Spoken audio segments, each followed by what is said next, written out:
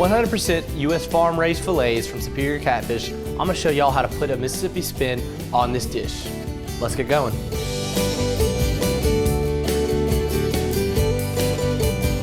Scampi is originally a pasta dish that you will see featuring lots of seafood.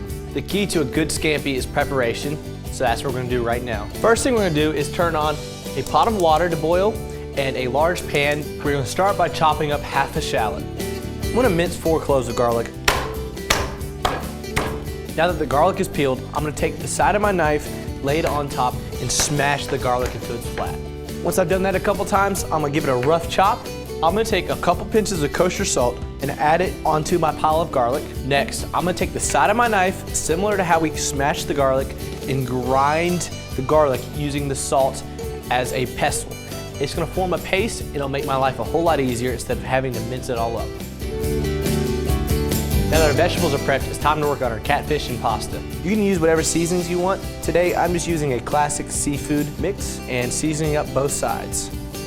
It's time to add our catfish to the pan. Our catfish and noodles are done cooking. Now it's time to remove our catfish and start making our sauce.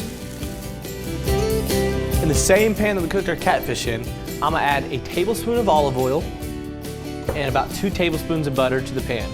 All right, after about a minute in the pan, our shallots are getting nice color. Now we don't want to overcook them, so I'm gonna go ahead and add in the garlic. All right, our garlic and shallots are ready. I'm gonna go in with about half a cup of white wine. You can use stock, you can use broth, you can use water cut with vinegar.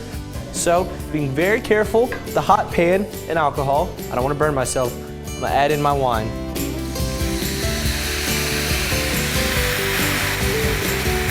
So I've added my noodles to my wine, and I added about 1/4 cup or so of pasta water. Now the reason I did that is because pasta water has a lot of starch, and starch is gonna make the sauce stick to this pasta. Our sauce looks good. I'm gonna turn off the heat, and to this I'm gonna add the juice of half a lemon. I'm also gonna add half a cup or so of freshly grated parmesan.